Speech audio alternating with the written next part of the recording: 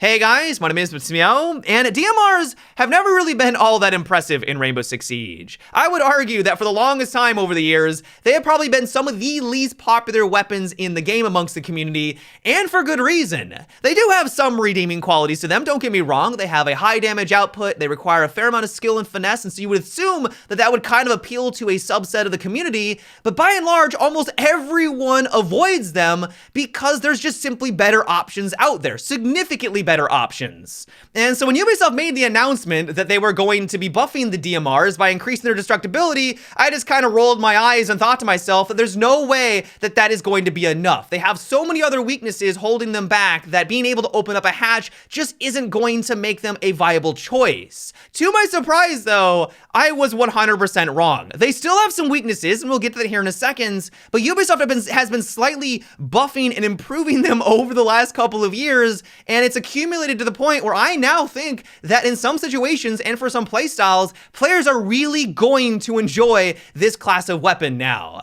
And so with regard to the most recent upgrade, essentially, DMRs are now going to be able to open up much larger holes very quickly in soft walls, and also just simply open up hatches by themselves. This was probably one of the coolest moments that I experienced on the technical test servers, where I knew that someone was down below, I opened up the hatch, and immediately was able to take them out. They had no time to react, maybe simply because they just were not expecting this. Normally, if you're going to hear a hatch being opened on up, you're going to hear like a buck, for example, or you're going to hear the telltale signs of a sledge, but because it just kind of came out of nowhere, and then I immediately was able to get line of sight, I completely caught him on the back foot. And so while admittedly on paper, it doesn't sound like it'd be all that significant. It's just a hatch, it's just a hole in a wall, but because you can do it so quickly and unexpectedly, it's just going to add to the versatility of this weapon and just give you a lot more ways to approach different situations. Now, admittedly, one of the biggest downsides of this weapon type is the slow RPM. RPM is king in Rainbow Six Siege. You want to be able to put a lot of rounds down range very quickly because that means you're going to be more likely to get that headshot and take out that player instantaneously.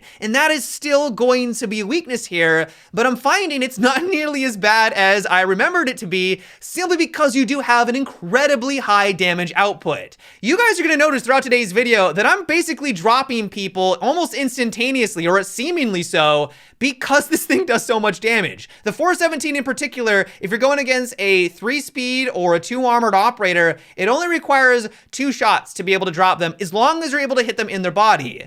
And so while yes, if you are going against someone who has pinpoint-like precision, they're lining up headshots perfectly, they never miss, they are still going to have the advantage, because there is going to be that slight delay between when you're able to get that second shot off. But if they're out in the open, the body is a much larger target than something like the head, and only just having to, kind of two-tap someone, it is going to melt them. I cannot tell you how satisfying it is for someone around the corner and they just drop. Like, there is almost nothing that they can do about it, and it's really easy after you get comfortable using this weapon for a couple of rounds. Now, one thing that has made this easier is the addition of the muzzle brake attachments. Now, I realize this happened a really long time ago, and that's kind of the point of the picture that I'm trying to illustrate here. These weapons have gotten small upgrades every once in a while, and back then when this attachment first came out, it was nice for the DMRs, like it was an improvement, but they still had so many things holding them back. They didn't have the upgrades that came years later after that,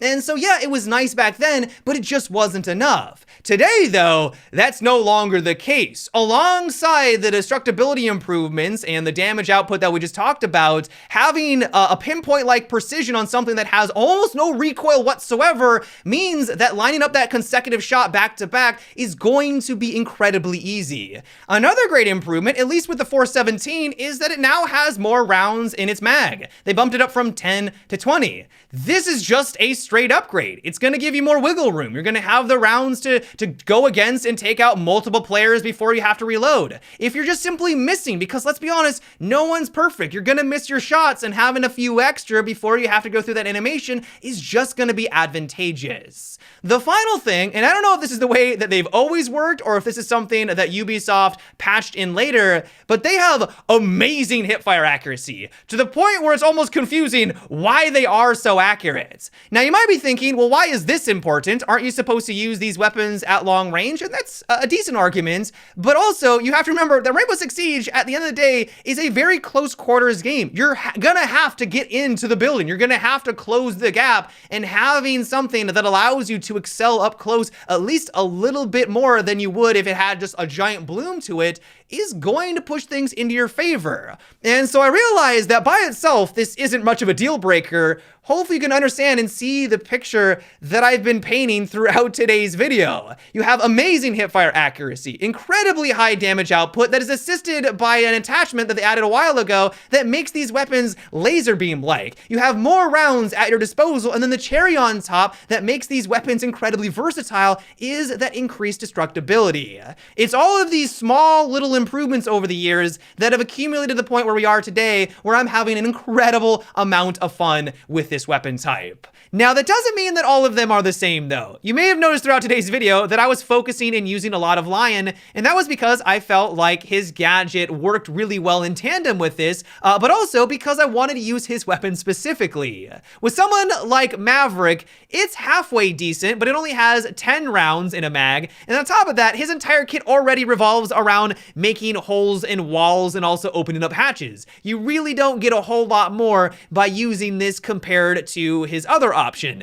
Now, opposed to that, you have Dokkaebi. Dokkaebi is on the opposite end of the spectrum, where she really doesn't have any way of opening up lines of sight, and so this was a perfect fit. She also has a great weapon at her fingertips as well, and this is really the only primary weapon that you're going to want to use if you want to be competitive. Not everyone's going to want to use the Boss G, and so I just feel like with someone like her, this change is going to be a vast improvement. Now, as for Twitch, I would probably still recommend using the F2. It did see a recoil increase. Ubisoft is trying to do everything they can to try to reduce her effectiveness as much as possible. She has a really high win rate and pick rate, and so I understand why they're doing that, but I still think it's incredible. Like, you just cannot get past its insanely high damage output, and so I still think it's the top choice, but if you are struggling with that increased recoil, you just can't make it work, then maybe gravitate on over to something like the 417 and give it a try. Like, it's going to be a little bit harder to choose between these weapons now. The final thing I want to discuss, because a lot of people have been asking this question,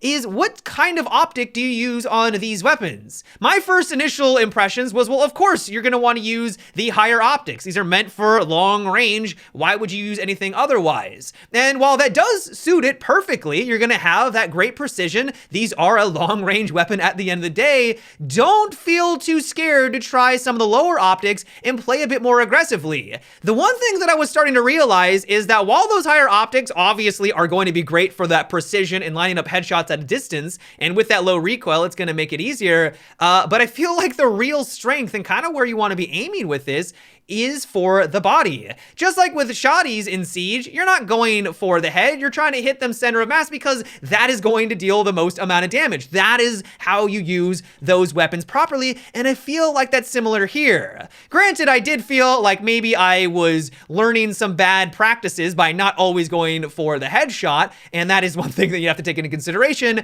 but I think that it is going to require a slightly different approach when you do get into these engagements. Long story short, though, is that I can't make this decision for you, and I would recommend experimenting with each. I would recommend maybe trying out the higher optic that does seem to fit this weapon type a bit more, but like I said, don't be afraid to use the lower optics. It really excels. You'd be surprised at how effective it is, but at the end of the day, you are going to have to make that choice for yourself.